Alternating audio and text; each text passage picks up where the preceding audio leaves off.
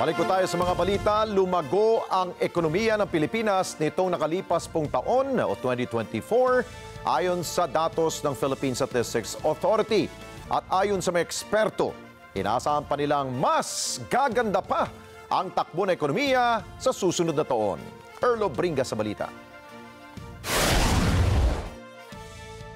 Lumago sa 5.6% ang ekonomiya ng bansa. Yan ang naging pahayag ngayon ng Philippine Statistics Authority o PSA matapos nilang iulat ang nagdaang 2024 na economic status. Habang lumago naman sa 5.2% sa ika-4 na quarter ng 2024 ang Gross Domestic Product o GDP.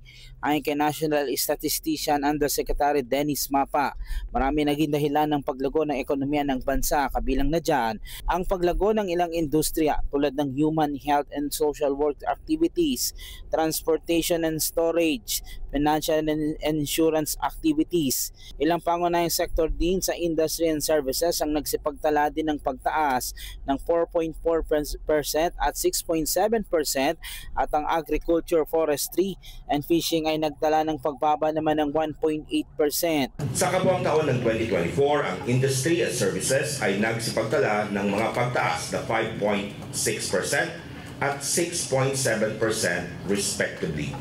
Samantala, ang agriculture, forestry at fishing ay nagtala ng pagbaba na 1.6%.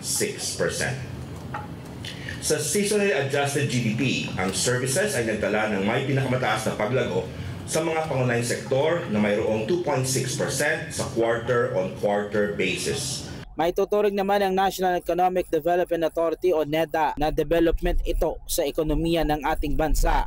Naunang target sana noong 2024 na maging 6 to 6.5% ang paglago ng ekonomiya, pero bigo itong maabot ngayong taon dahil sa ilang mga kaganapan. Kabilang na dyan ang mga nagdaang kalamidad, geopolitical tensions at iba pa na naging dahilan ng pagbagal ng paglago nito. Parang nagpatong-patong, no? So high prices tapos kasama na yung sunod-sunod na bagyo. So ang isang nakita namin is talagang nagkaroon tayo din ng slowdown in consumption demand. No? Tumaas ang presyo, pero kung tumaas ang income ng mas mataas pa doon sa tinaas ng presyo, then it should not matter. Kaya ang sinasabi ko magkasabay na naging epekto yun yung pagtaas ng presyo, and at the same time hindi sila nakalabas, hindi sila nakapasok, yun, may impact talaga yan.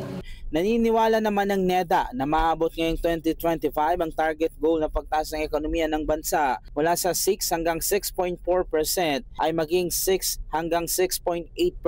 Kaya isa sa dapat anyang mapalakas ng gobyerno ang pagdaragdag pa ng mga trabaho para mas marami pa mga Pilipino ang maalis sa unemployed status na siya ding mapapakinabangan ng ekonomiya ng bansa. And that's the reason why we wanted to expand actually the drivers of growth. We want to expand connectivity. We want to expand markets. So it's really about building resilience and in fact the digital transformation as well. Erlo Bringas para sa Mata ng Agila, matatag, matapa, matapat. Maraming salamat sa inyo pong pagsubaybay sa Mata ng Agila Primetime. Para malaman ang matatag, matapang at matapat na mga balita, i-follow lamang at mag-subscribe sa @Net25 TV.